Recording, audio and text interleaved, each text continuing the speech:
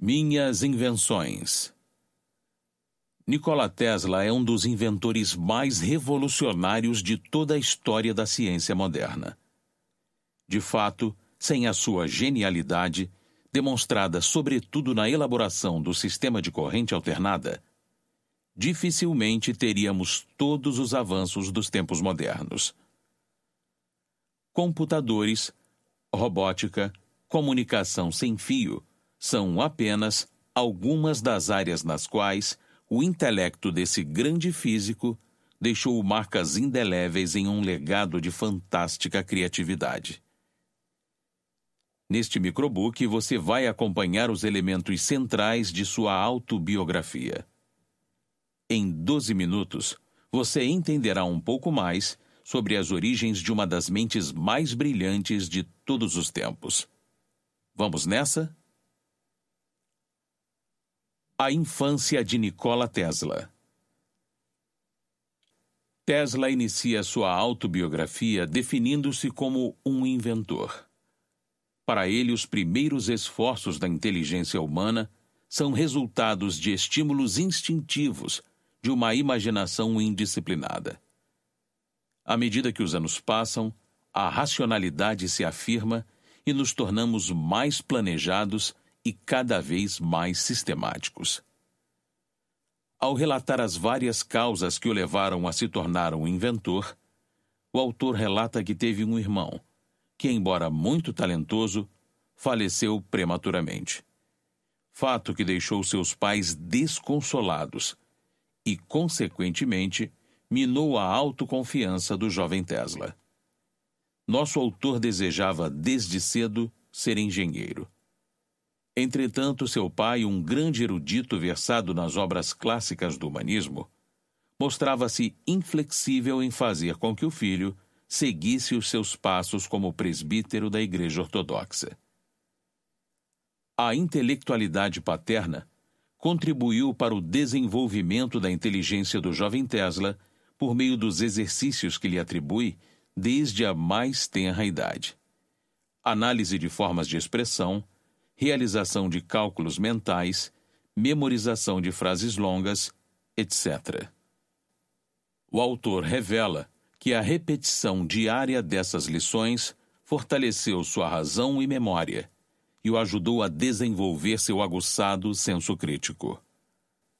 A despeito disso, Tesla sustenta que foi sua mãe a grande responsável por influenciar sua inventividade. De fato, a mãe de Nikola era uma inventora de primeira ordem, tanto que teria conseguido realizar grandes feitos se não vivesse tão apartada da vida moderna e de suas múltiplas oportunidades.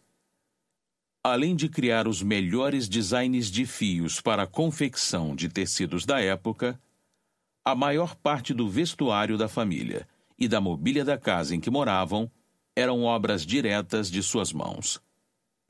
Embora tenha vivido em um ambiente familiar relativamente propício ao desenvolvimento intelectual e criativo, Tesla sofreu durante a infância de uma peculiar aflição devido ao aparecimento de imagens, muitas vezes acompanhadas de fortes clarões luminosos, que prejudicavam sua visão de objetos reais e interferiam em suas ações e pensamentos. Eram imagens de cenas e coisas que ele realmente tinha visto, não imagens meramente imaginadas. Quando uma palavra lhe era dirigida, a imagem do objeto que ela designava se apresentava vividamente à sua visão, e às vezes ele era incapaz de distinguir o que era tangível ou não. Isso causou-lhe grande ansiedade e desconforto. Nenhum dos estudantes de fisiologia ou psicologia que consultou pôde explicar satisfatoriamente tais fenômenos. Eles parecem ter sido únicos. Todavia, o autor provavelmente estivesse predisposto a tais ocorrências, pois seu irmão passara por um problema semelhante. Para explicar esses fenômenos, formulou a teoria de que as imagens eram o resultado de ação reflexa do cérebro na retina sob grande excitação. Esses acontecimentos, certamente, não eram alucinações como as produzidas em mentes angustiadas e doentes. pois em outros aspectos, Tesla se mostrava composto e absolutamente saudável. Para se ter uma ideia de sua aflição, imagine que o autor, após assistir a um funeral ou a algum evento estressante, inevitavelmente na quietude da noite, uma imagem vívida da cena se lançava ante seus olhos e persistia, resistindo a todos os esforços empregados para bani-la. Para suportar esse problema, Tesla desenvolveu um método segundo o qual ele se concentrava nas imagens que ele já tinha visto ao longo de sua vida. O autor era apenas um adolescente e, portanto, não vira muita coisa. Passou a se concentrar em visualizar locais, objetos e pessoas imaginárias. Logo descobriu que seu melhor conforto podia ser alcançado se simplesmente continuasse a dirigir sua visão cada vez mais longe, a fim de obter novas impressões o tempo todo. Começou então a viajar, claro, em sua mente. Todas as noites, quando sozinho, começava em suas viagens a ver novos locais, cidades e países. Em sua imaginação, passou a morar nesses lugares, conhecer pessoas e fazer amizades. Por inacreditável que seja, elas passaram a lhe ser tão queridas quanto aquelas na vida real, e não menos intensas em suas manifestações. Tesla fez isso constantemente até os 17 anos, quando seus pensamentos se voltaram seriamente para a invenção. A partir de então, observou, para seu deleite, que era capaz de visualizar facilmente. O autor não precisava de experimentos, modelos ou desenhos. Podia imaginar todos eles como reais em sua mente. Dessa forma passou a desenvolver, inconscientemente, um novo método de materialização de ideias e conceitos inventivos, o qual é radicalmente oposto ao puramente experimental e muito mais eficiente e rápido. Tesla explica que, no momento em que se constrói um dispositivo para levar à prática uma ideia, o inventor se vê, inevitavelmente, absorto nos detalhes concretos do aparato. À medida que melhora e reconstrói o projeto inicial, seu foco diminui e, consequentemente, perde-se de vista o grande princípio subjacente à iniciativa em questão. Embora os resultados possam ser obtidos, isso se dá em detrimento da qualidade. O método do autor é diferente. Ele não corria para o trabalho material. Quando tinha uma ideia, começava a construí-la e refiná-la em sua imaginação, para mudar sua composição, fazer melhorias e manejar o dispositivo em sua mente. Isso significa que era totalmente irrelevante para Tesla que, por exemplo, ele colocasse uma turbina para funcionar apenas em sua mente ou fizesse um experimento concreto. Não havia diferença alguma. Os resultados eram sempre os mesmos. Dessa forma, o autor poderia desenvolver e aperfeiçoar rapidamente qualquer concepção sem precisar tocar em nada. Em 20 anos, não houve uma única exceção. Experiências extraordinárias. No segundo capítulo, o autor se debruça sobre algumas de suas experiências que, segundo ele, poderiam ser interessantes para os estudantes de fisiologia e psicologia. Todavia, esse período de sua vida teve um grande impacto em seu ulterior desenvolvimento mental. O seu primeiro relato remete o leitor a uma noite fria, na qual as ruas estavam escorregadias devido à chuva que caíra recentemente, e Tesla não conseguia encontrar nenhum táxi. Meio quarteirão atrás dele seguia outro homem, evidentemente ansioso para encontrar um local para se proteger do frio e da chuva, que dava sinais de retornar em breve. De repente, o autor sentiu suas pernas subirem no ar e no mesmo instante houve um flash em seu cérebro. seus nervos responderam e seus músculos se contraíram. Ele girou 180 graus e caiu apoiado em suas mãos. Em seguida, retomou a caminhada como se nada tivesse acontecido, quando o estranho o abordou estupefato, dizendo que, a não serem gatos, nunca tinha presenciado tal manobra. Outro fato que Tesla reputa incrível é o fato de, desde os 15 anos, não ter ganhado ou perdido nenhum quilo, mantendo sua silhueta idêntica por toda a vida. Ao longo dos anos, ele entrou em todo tipo de dificuldades, tendo sofrido inúmeros perigos e lesões físicas, das quais se livrava inexplicavelmente. Ele passou por doenças terríveis e se deparou com os mais estranhos percalços. Ao se recordar dessas situações, afirma estar convencido de que sua sobrevivência não foi inteiramente acidental, mas, de fato, obra do poder divino, pois em todas as ocorrências de perigo extremo, ele vislumbrava um flash de luz que o livrava da ameaça. A descoberta do campo magnético rotativo. Quando entrou para o ginásio, o autor encontrou no departamento de física diversos modelos de aparelhos científicos clássicos.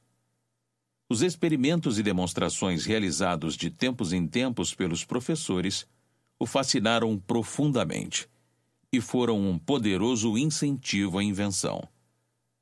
Tesla gostava muito dos estudos matemáticos e frequentemente recebeu elogios pela velocidade de seus cálculos. Isso se devia em grande medida à sua facilidade de visualizar as figuras e executar as operações propostas, não de maneira intuitiva ou visual, mas como na vida real. Até certo nível de dificuldade, era absolutamente o mesmo para ele se escrevia os símbolos na lousa ou os conjurava, antes em sua visão mental. Contudo, o desenho à mão livre, ao qual muitas horas do curso eram dedicados, era um aborrecimento que ele mal suportava. Talvez sua aversão se justificasse pela sua predileção à reflexão silenciosa. Se não fosse por alguns estudantes excepcionalmente estúpidos, que não se destacavam em nenhuma disciplina, Tesla poderia ter sido o pior aluno de sua classe. Tratava-se de uma séria desvantagem, pois, sob a obrigatoriedade do sistema educacional vigente na época, essa deficiência ameaçava estragar toda a sua carreira acadêmica. No segundo ano do ginásio, o autor ficou obcecado com a ideia de produzir movimento contínuo por meio da pressão constante do ar. Na verdade, as infinitas possibilidades de aplicação do vácuo incendiavam a sua imaginação juvenil. Aprofundou-se freneticamente no desejo de aproveitar essa energia inesgotável. Todavia, por um longo tempo, ele esteve tateando no escuro. Finalmente, porém, seus esforços se cristalizaram em um invento que o possibilitaria alcançar o que nenhum outro mortal jamais tentara. O autor projetou em sua mente um cilindro com rotação livre em 2 rolamentos e parcialmente cercado por uma calha retangular que se encaixava perfeitamente. O lado aberto da calha era envolvido por uma divisória, de modo que o segmento cilíndrico em seu interior se dividia em 2 compartimentos inteiramente separados por juntas deslizantes. Um dos compartimentos foi selado, enquanto o outro permaneceria aberto em permanente rotação. Um modelo de madeira foi construído e equipado com infinito cuidado, e quando o autor aplicou a bomba de um lado e observou que havia uma tendência a girar, ficou tão animado que delirava de alegria. Afinal de contas, o voo mecânico era a única coisa que ele realmente queria realizar todos os dias. Transportava-se em pensamento pelo ar para regiões distantes, mas não conseguia entender como era possível fazê-lo. Agora, porém, ele tinha algo concreto. uma máquina voadora com nada mais do que um eixo giratório e um vácuo de poder ilimitado. Demorou anos antes que Tesla finalmente entendesse que a pressão atmosférica agia em ângulo reto com a superfície do cilindro e que um vazamento causou o ligeiro esforço rotativo que observara. Embora esse conhecimento tenha vindo gradualmente, isso lhe deu um choque doloroso. A descoberta da bobina e o transformador de Tesla. Já adulto, por um tempo Tesla entregou-se inteiramente ao intenso prazer de imaginar máquinas e inventar novas formas. Foi um estado mental de felicidade tão completo quanto jamais conhecer na vida. Suas ideias afluíam em um ritmo ininterrupto.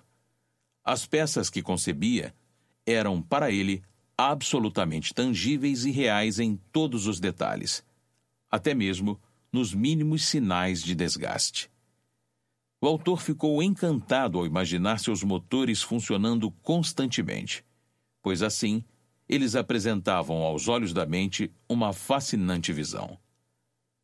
No intervalo de apenas 2 meses, Tesla desenvolveu praticamente todos os tipos de motores e aprimoramentos em sistemas elétricos que, até os dias atuais, são identificados com seu nome.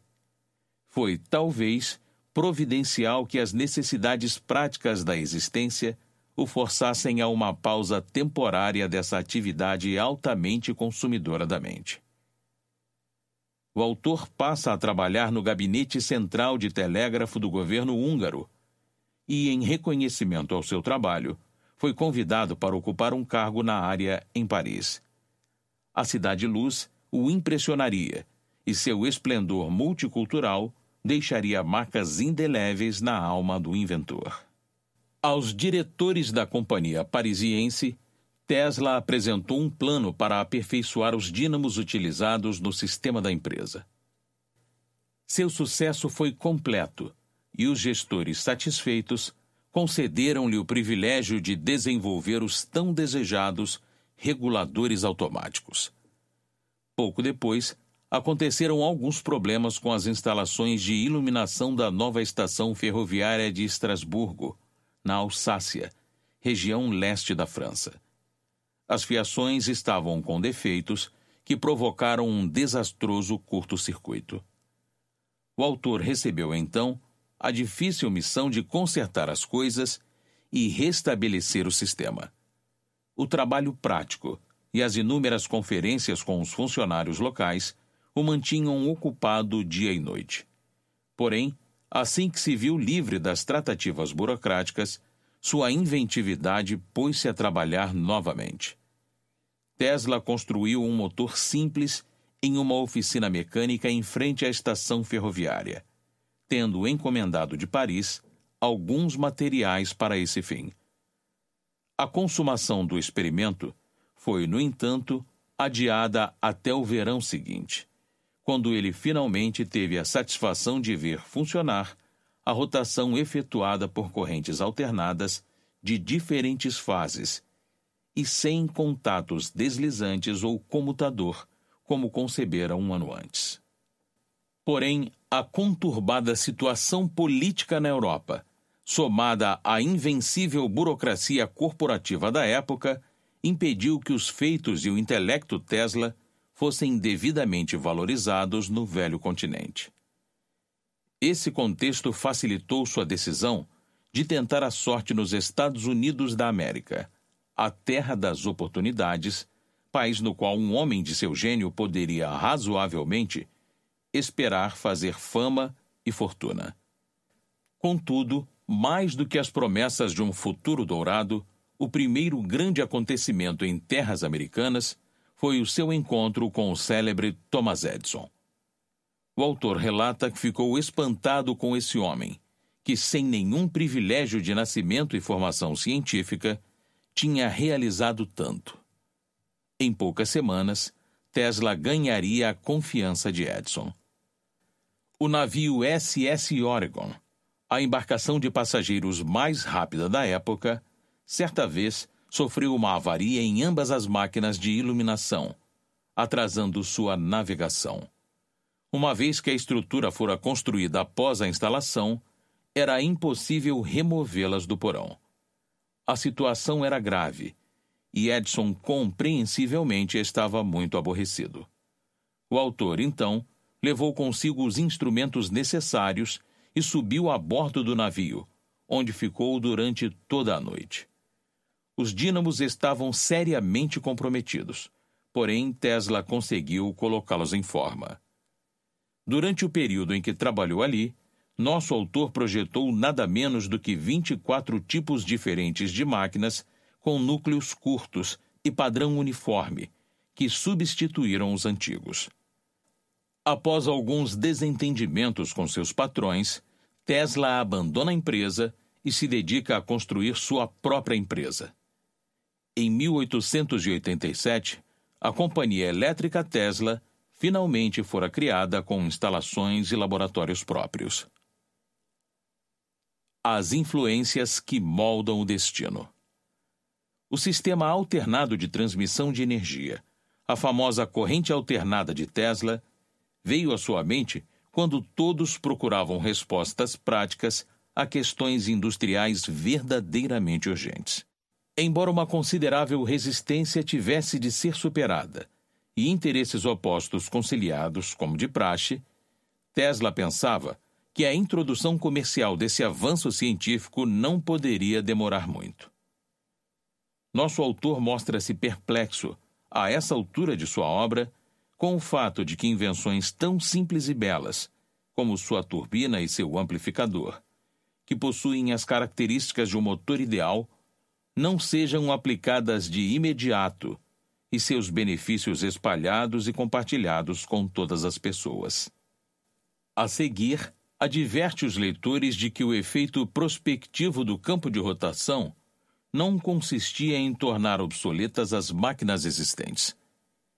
De fato, o sistema passou a ser empregado em novos empreendimentos, bem como na melhoria dos antigos.